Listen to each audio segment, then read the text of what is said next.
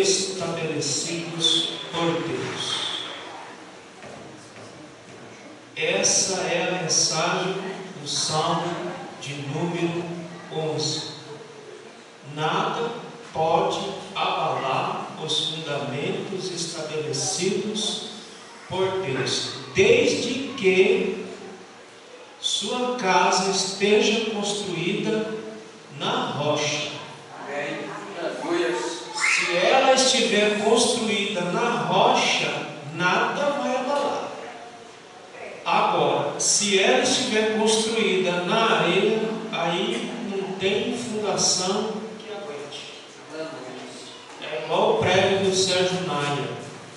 Ele construiu com areia no mar, ficou em pé um pouquinho, quando deu fé, caiu tudo. Vamos ler, Jesus. Salmo de número 11. É um salmo pequeno, mas de uma introdução grande. E eu preciso explicar bem explicadinho a introdução desse salmo, para depois eu falar do salmo em si. Amém? Amém. Presta atenção na leitura. No Senhor meu refúgio, como então vocês podem dizer-me? Fuja como um pássaro para os montes. Vejam, os ímpios preparam os seus arcos, colocam as flechas contra as cordas, para das sombras atirarem os retos de coração. Quando os fundamentos são destruídos, o que pode fazer o justo? O Senhor está no seu santo templo. O Senhor tem o seu trono nos céus. Ele observa atentamente com seus olhos, examina os seres humanos. O Senhor prova o justo, mas odeia o ímpio, e aquele que ama a violência. Ele fará chover sobre os ímpios brasas ardentes e enxofre incansadente.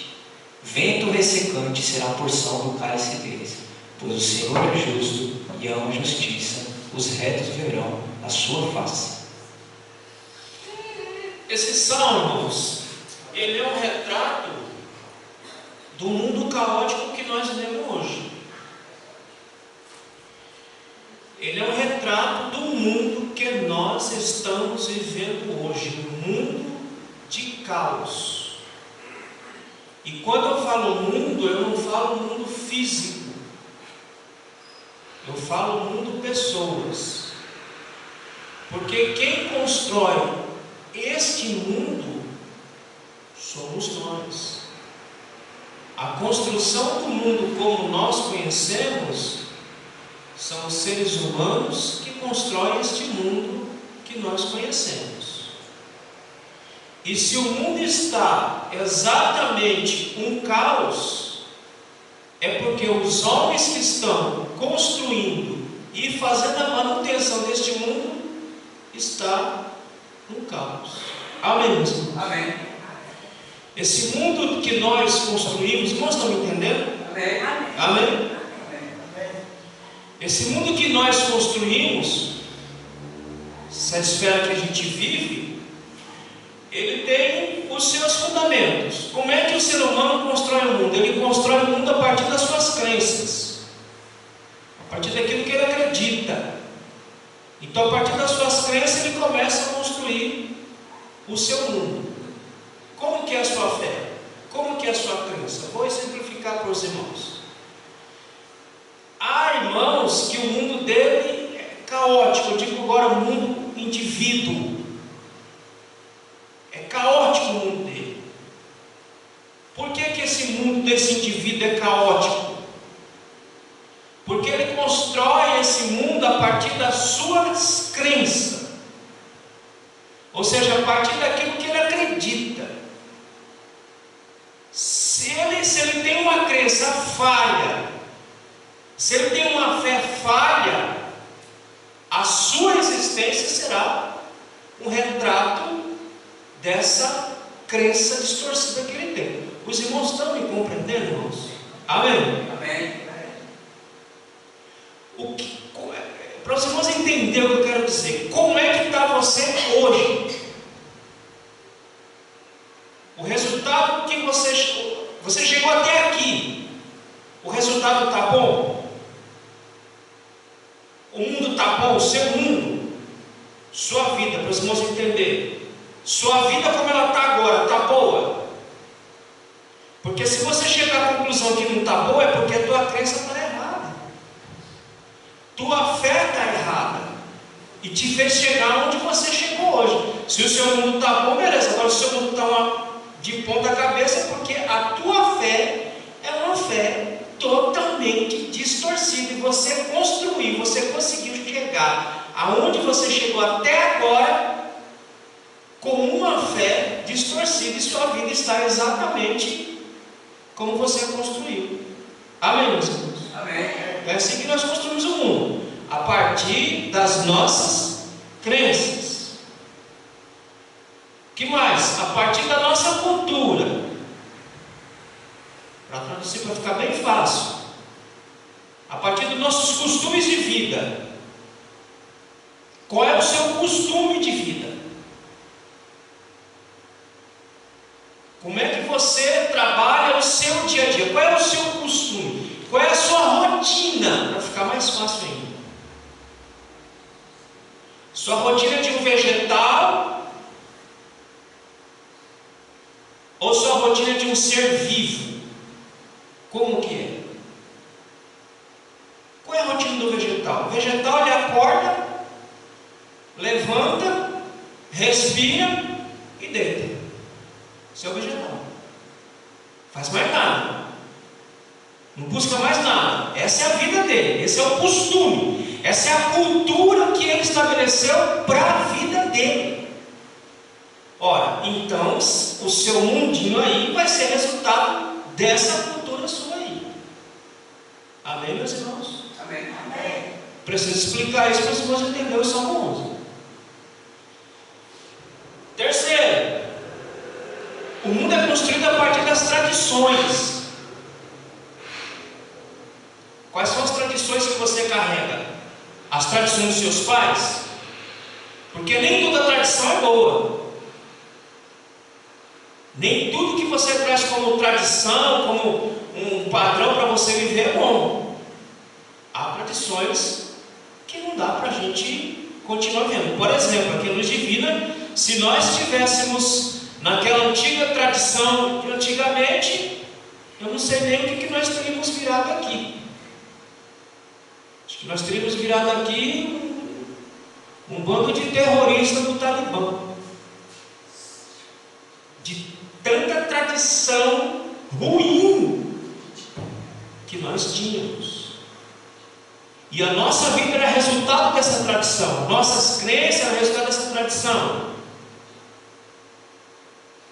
Então, irmãos, o seu mundo é resultado dessas coisas. Se nós construímos o mundo a partir das nossas tradições, se nós construímos o nosso mundo a partir das nossas crenças e cultura, o que você é hoje é resultado disso. Agora, falando no aspecto geral, se o mundo está no caos que está, é porque o mundo foi construído com uma crença totalmente pervertida, e essa perversão já vem desde o Éden, com uma cultura totalmente pervertida e com tradições pior ainda. Olha o mundo que nós estamos vivendo. Olha o caos, irmãos. E eu posso dizer com mais propriedade que parece que o caos me persegue. Estou rodeado de caos ao meu lado. E é caos de todos os jeitos, de todas as maneiras possíveis que os irmãos possam imaginar. E aí, meditando no Salmo 11, o caos da vida de cada um é o resultado disso, dessas construções, dessa crença, dessa cultura que você traz, dessas tradições que você traz. Você chegou onde você está hoje. Pode ser que o seu mundo esteja bom, pode ser que esteja ruim. Se tiver ruim, o caos é porque é resultado de crença errada, de cultura errada e de tradições erradas. Amém, meus irmãos? Amém. Antigamente, quem que era o sustentáculo da humanidade? Quando o ser humano queria saber qualquer coisa, aonde é que ele recorria? Ele ia para Deus. No Éden era assim. Depois do Éden continua assim: Deus era a base, Deus era o fundamento de tudo. Portanto, que todas as coisas o homem recorria somente a Deus. Amém, meus irmãos? Então Deus era o nosso fundamento. Deus era o fundamento da sociedade como um todo. O mundo como um todo tinha Deus como fundamento para construir a sua vida. Então tudo girava em torno de Deus. Mas, assim como no jardim do Éden, nós não estávamos satisfeitos de termos Deus como fundamento para a nossa vida, o homem decidiu se rebelar. E historicamente o homem decide se rebelar, historicamente falando, a partir do século XIII. Aí você fala: ó, pastor, o que isso tem? Irmão, tudo tem a ver com o que nós vivemos hoje, o que nós somos hoje e o que o mundo virou hoje. Até o século XIII, a humanidade tinha Deus como fundamento útil. Ninguém se atrevia a explicar a criação, ninguém se atrevia a explicar a natureza sem Deus como fundamento. Toda a explicação de tudo, o fundamento era Deus. Mas a partir do século XIII, o homem decidiu tomar a rédea da sua vida nas mãos e disse: olha, Deus, até aqui o Senhor serviu para alguma coisa, mas a partir de agora, deixa que nós tomamos conta do resto, porque o Senhor não serve para nada mais. O Senhor não presta. O Senhor está desatualizado.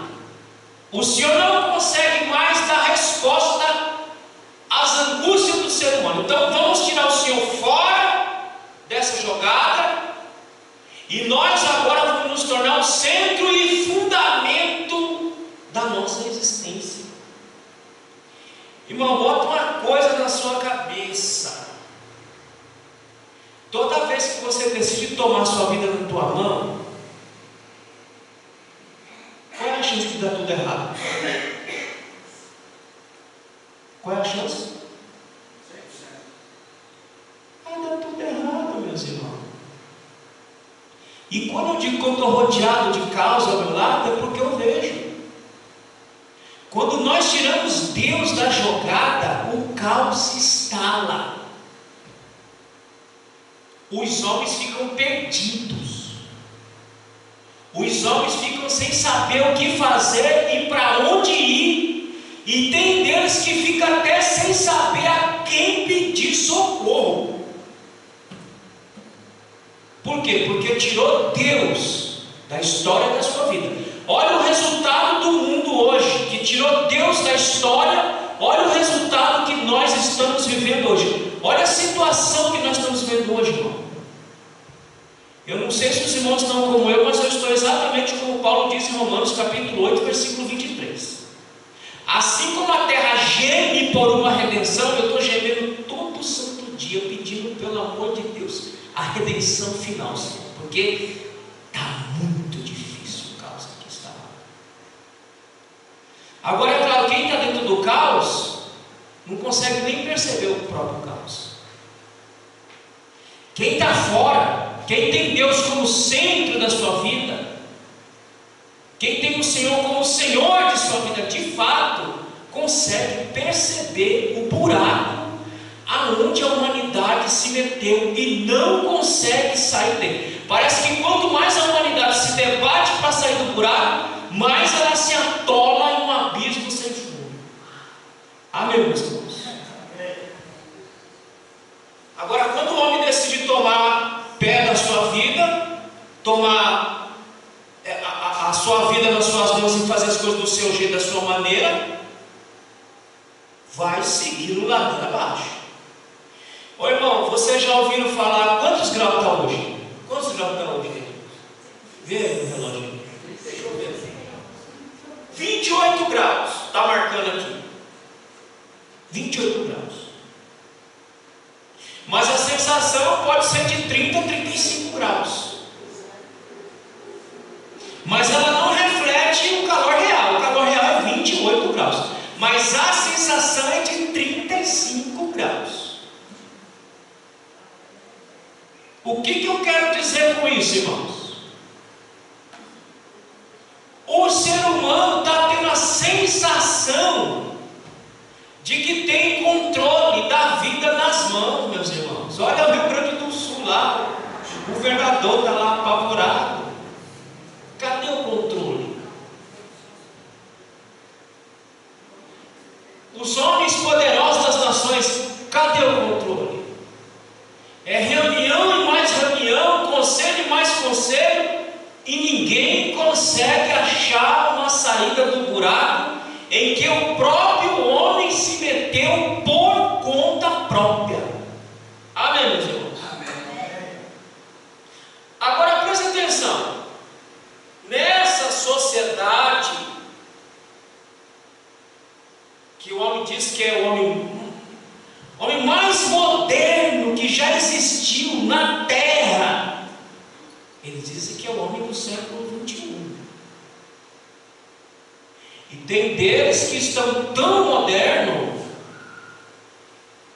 que dizem que a Bíblia não tem lugar para a Bíblia, para um texto antigo, um texto de 5.000 anos, está desatualizado. Mas quando eu pego esse texto desatualizado, como os homens modernos dizem, e eu começo a ler as profecias bíblicas e ver as profecias se cumprindo ao curso da história e no nosso presente século, eu vejo o tamanho do buraco que os homens se meteram e não conseguem sair mais desse buraco, porque a sensação que eles têm é que eles estão com o controle da vida na mão e eles não estão com o controle da vida em suas mãos. Agora, essa sociedade que nós vivemos hoje, abra lá, Isaías capítulo 5, versículo 20. Que tipo de sociedade que nós temos hoje? Vamos ver, que sociedade boa, maravilhosa que nós temos hoje. Isaías capítulo 5, versículo 20, pode ler. Ai dos que ao mal chamam bem, e ao bem mal, que fazem das trevas luz, e da luz trevas, do amargo doce, e do doce amargo. É isso aí. É essa sociedade que nós estamos vivendo hoje. Quando o homem decide tomar a história humana em suas próprias mãos, decidir sua própria vida, o que se instala é o caos. O que se instala é a inversão de valores. O que antigamente era certo, hoje é errado. O que era errado, agora é certo. É uma inversão de valores que nós estamos vivendo como nunca se viveu. Irmãos, há 60 anos atrás era padrão uma mulher casar virgem, era padrão. A sociedade não aceitava. Ela não aceitava. Hoje, vai uma menina dizer: mas eu sou mocinha ainda. E eu vou perguntar: mas em que século que você está? Porque há uma inversão de valores tão grande na sociedade hoje. Por quê? Porque o homem não suporta a verdade, irmãos. Nós não suportamos a verdade. O ser humano gosta da mentira, mas não gosta da verdade.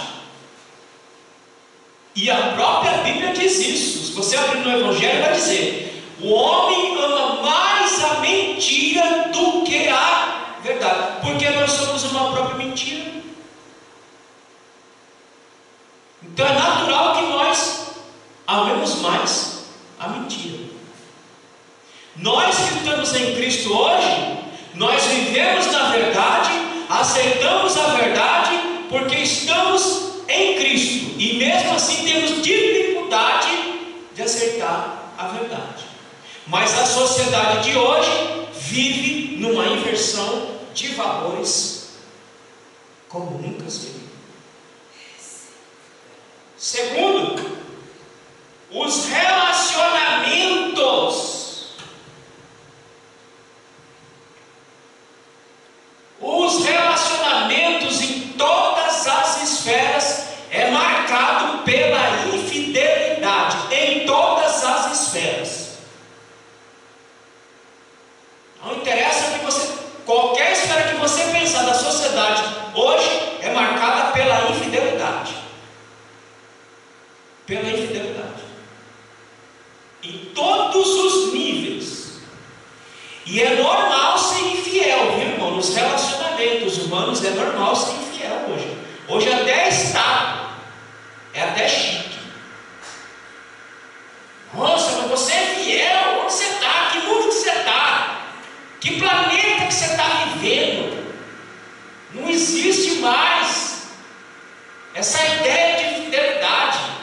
O que manda hoje é infidelidade, como a música do Tim Maia. Ninguém é de ninguém. Todo mundo é de todo mundo. É esse o mundo que nós estamos vivendo hoje.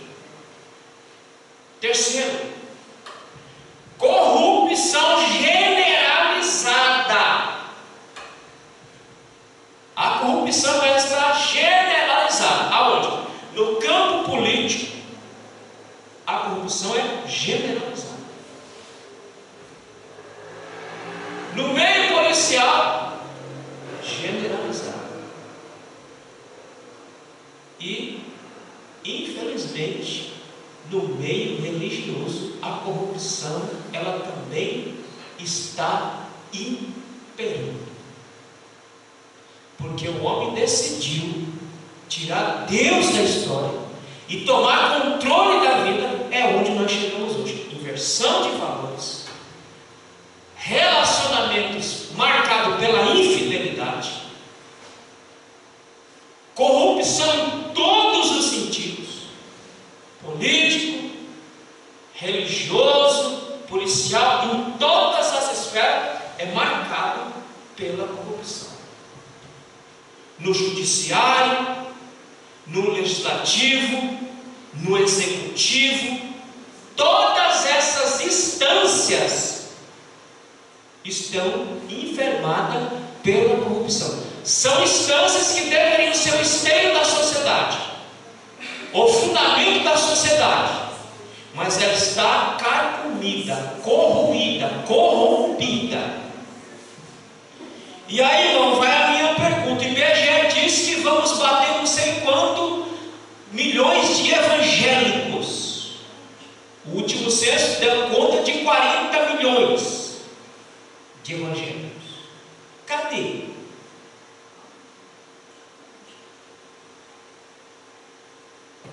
Se somos 40 milhões, o que é que nós estamos fazendo, pelo amor de Deus? Porque 120 comedores de arroz e feijão varreu todo o continente asiático, varreu toda a Europa, chegando na Índia, com pregação do Evangelho. 120 comedores de arroz e feijão. 40 milhões não conseguem mudar as instâncias de poder do próprio país. Cadê? Esse é o mundo que nós vivemos. Esse é o mundo que o Salmo 11 está descrevendo para nós aqui essa noite. Amém, meus irmãos? E o mais sério ainda, que eu digo que é o mais sério, quarto, esfriamento espiritual da igreja de Cristo. A igreja deveria ser a guardiã da palavra de Deus, guardiã da verdade e guardiã dos valores morais. Cadê?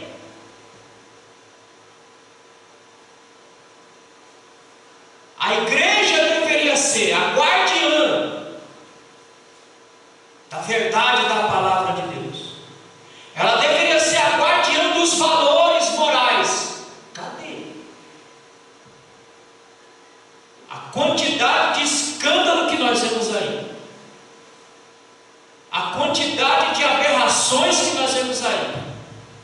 de macumbaria dentro das igrejas, entrando de sola. Budismo, indo, irmão, tudo está entrando dentro da igreja, e a igreja, cada dia que passa, ela vem se esfriando um pouquinho mais. E ela vem se esfriando aceleradamente, irmão. Eu digo aceleradamente porque há 30 anos atrás, jamais a luz divina estaria assim. Jamais. Há 30 anos atrás, o melhor culto que nós tínhamos aqui era o culto de quarta-feira, não é nem de domingo, era de quarta-feira.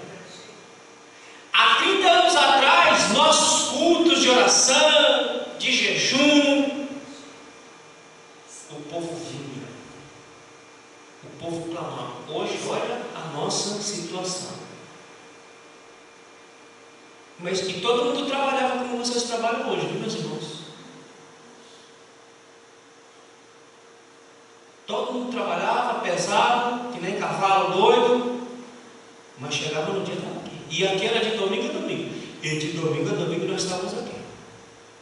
Dando glória a Deus, tomando paulada, sarrafada de tudo quanto é jeito. E os irmãos falaram, mas esse pastor, isso é muito duro. Eu queria que vocês aguentaram há 30 anos atrás, que o povo chamava que eles eram de diabo. Essas diabas, esses jovens carnais, a lapada daquela comida era assim, só. Mas nós estávamos ali. Agora, hoje em dia, se a gente fala uma coisinha, mas o senhor está exagerando, né? O senhor está pegando meio pesado. Meio pesado, meus irmãos. E se Tiago estivesse pregando aqui, chamasse vocês tudo de adúlteros, como está lá em Tiago capítulo 4. E se Jesus estivesse aqui pregando, chamasse vocês tudo de cachorro e de cachorra.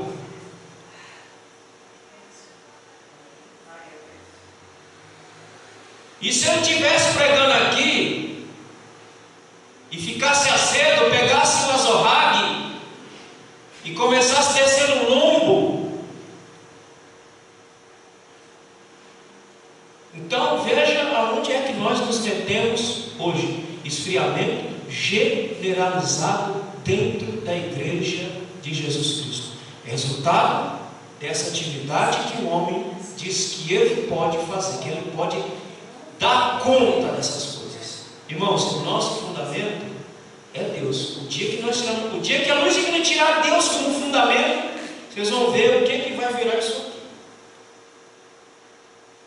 A igreja, nesse esfriamento moral, eu vou dizer uma palavra aqui, mas eu vou explicar. Ela virou pragmática. O que é isso? É a verdade do momento. Se eu falar para você, olha, irmão, a verdade do momento é essa aqui, ó. E essa garrafinha vai ficar aqui. Porque a verdade do momento é essa aqui, essa verdade é útil para agora. Mas passa-se os dias, eu digo, olha, isso aqui não é mais a verdade, não. Agora esse sininho é a verdade, porque é a verdade para aquele momento. Os irmãos estão entendendo? Amém. Vou exemplificar. Antigamente dizia que ter televisão era coisa do diabo. Uma verdade pragmática. E agora o diabo colocando o diabo dentro de casa? Então a verdade que era lá já não serve mais aqui. É assim que a igreja está caminhando. O que era bom ontem já não é bom hoje mais. Eu tenho que mudar, ficar mudando. Irmão, a igreja ela não é e ela não está baseada em pragmatismo, ela não está baseada em verdades do momento. A igreja tem como fundamento último a palavra de Deus. Amém, meus irmãos? Amém. O que é verdade ontem continua sendo hoje. Se a Bíblia diz que é pecado mentir, desde quando o Senhor escreveu a Bíblia, mais de 5.000 anos, continua sendo verdade. Amém, meus irmãos? Amém. Ah, não, agora no século XXI pode mentir. Não, não pode não. A verdade absoluta de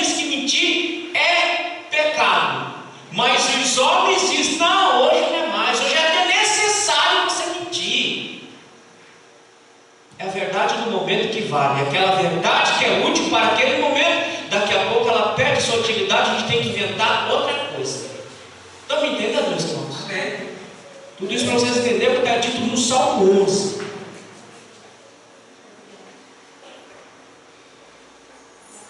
Abre em Gálatas capítulo 1, versículo 19. Olha que evangelho que está sendo pregado nas igrejas hoje.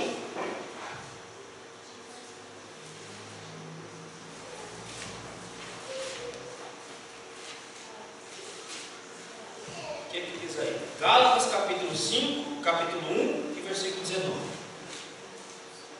Gálatas 5, 1 e 19. Permaneçam firmes na liberdade para a qual Cristo nos libertou, e não se submetam novamente a um jugo de escravidão. Vamos 19? 19 agora. 19. É 5, 1? Não, é 1, 19. Capítulo 1, verso 19.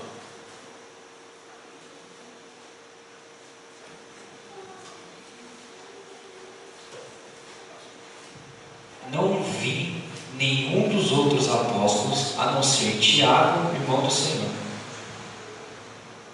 Faltando alguma coisa aí nesse texto seu aí. Dos irmãos está diferente aí. Gálatas 1:19. Gálatas 1:19. É isso aí.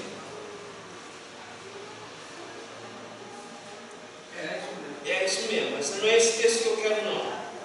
Acha aí, não. Outro evangelho. Aí em Gálatas. Outro evangelho. Acha aí rapidinho.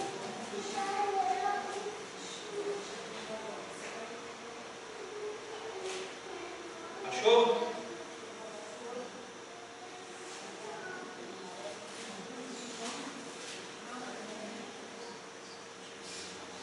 Bota no santo Google aí que rapidinho aparece.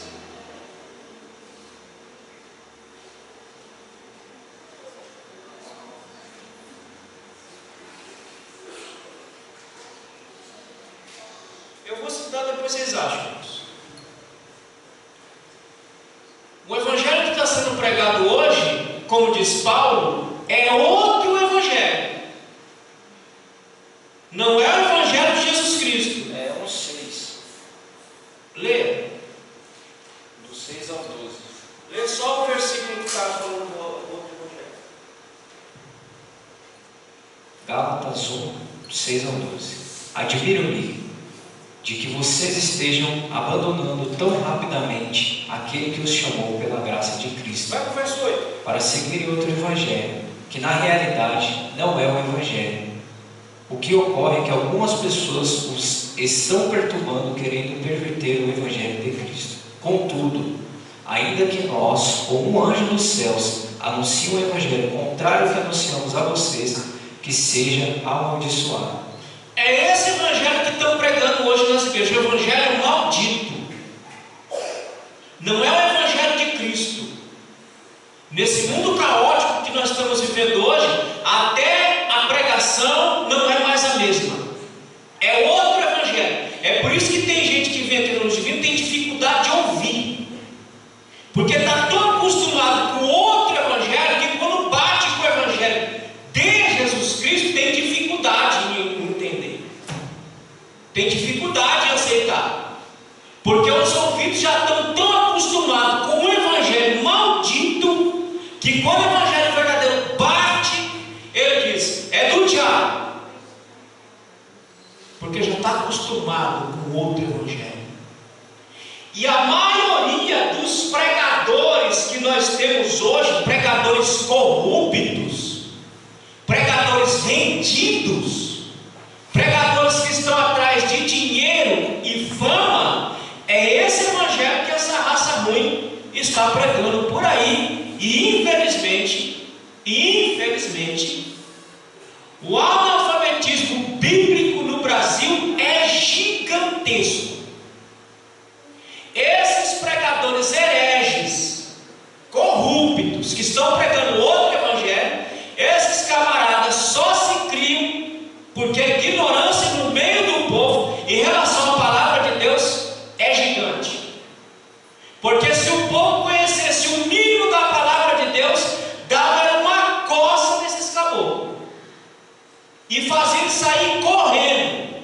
e arrumar um trabalho para trabalhar e deixar de vagabundagem, viver no dinheiro alheio. Mas como a ignorância é muito grande, então esses pregadores corruptos estão pregando outro evangelho, e o povo está comendo outro evangelho, glorificando e dizendo que é Deus, quando é o diabo que está operando nesses lugares, porque estão pregando um outro evangelho, como resultado desse mundo de caos que nós vivemos. Amém, meus irmãos? Amém. Então o Salmo 11 é um retrato do que estamos vivendo hoje, uma realidade marcada pela injustiça, não só pela injustiça, mas a injustiça leva ao caos em todos os setores da sociedade. Você não vê moralidade em nenhum lugar mais, irmão. É tudo bagunçado, tudo virado de cabeça para baixo, porque o homem decidiu tirar Deus da história. Olha, e você, irmão, se você colocou Deus, deixa ele aí. Deixa ele aí. Porque se você tirar ele da história, tua vida vai virar um balaio de gado. Já viu balaio de gado? Para ficar mais fácil, a tua vida vai ficar assim: você dentro de um quarto escuro, bem escuro, tentando achar um gato preto. Dá? Não dá, meu irmão. É isso que vai virar a tua vida se você tirar Deus da história. Um caos tremendo, um abismo, um buraco que vai te sugando, sugando, sugando, sugando, sugando, e você sem saber para onde correr. Então, deixa Deus aí na sua história. Não entre na onda deste mundo. Abra lá em Mateus capítulo 7, versículo 26 e 27, para a gente encerrar.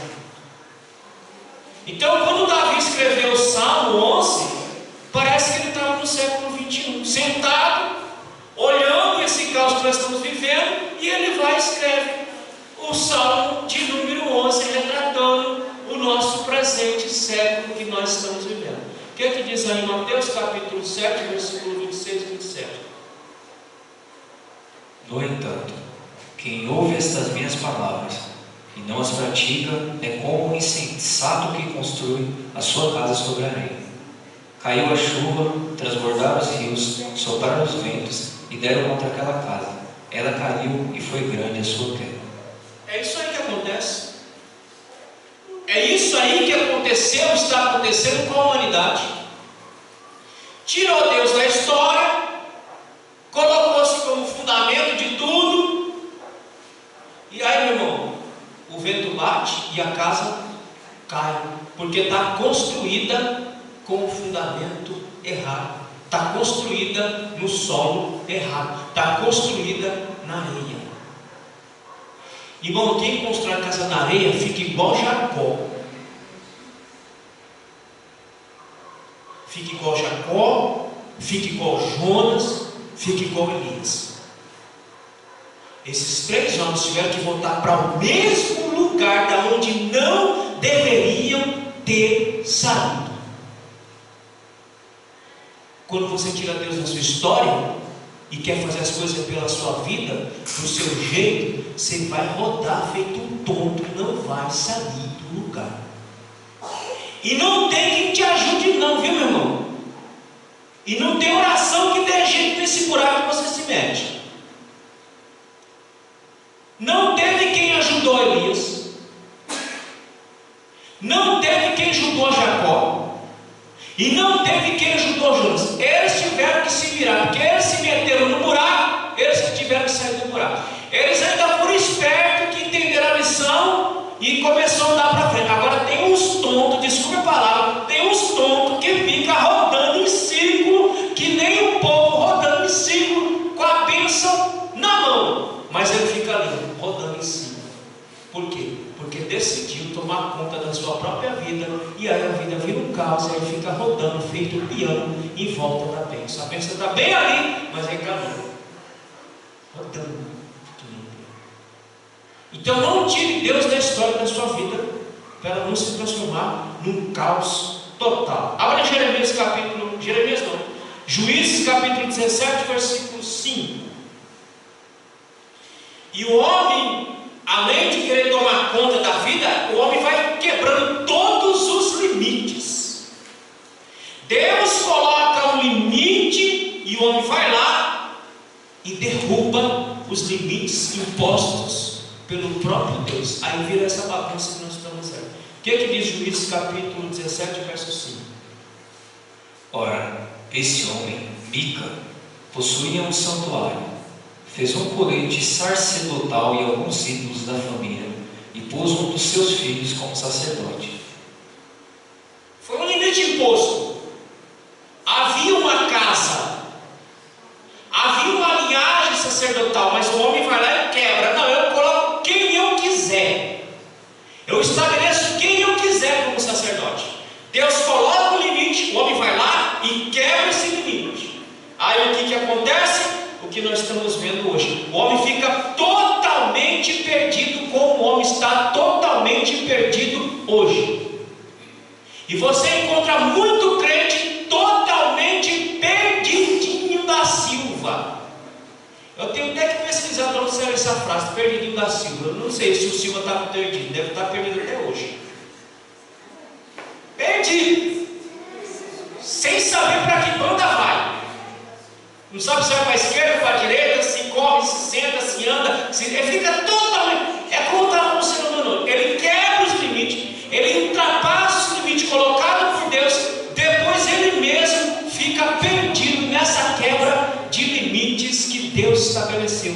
E aí ele não sabe mais o que fazer, fica totalmente perdido, sem saber o que fazer e pior, sem saber a quem recorrer. E eu encerro com isso aqui. Hoje as igrejas, não há discussão mais, olha só, irmãos, sobre a palavra de Deus. A discussão não é essa mais nas igrejas. Antigamente nós discutimos a palavra de Deus, que a palavra de Deus é a verdade absoluta para nós, ou deveria ser a verdade absoluta. Hoje nós discutimos sentimento das pessoas em relação à palavra de Deus. Você está dizendo, não, mas irmão, eu sinto que não é assim. Você já viu que o teu coração é demoníaco, né? E Jeremias fala isso. Quem se fiar no seu próprio coração vai achar o engano. Vamos ler esse texto para eu encerrar. Eu acho que é Jeremias capítulo 17 e versículo 5, se eu não estiver enganado.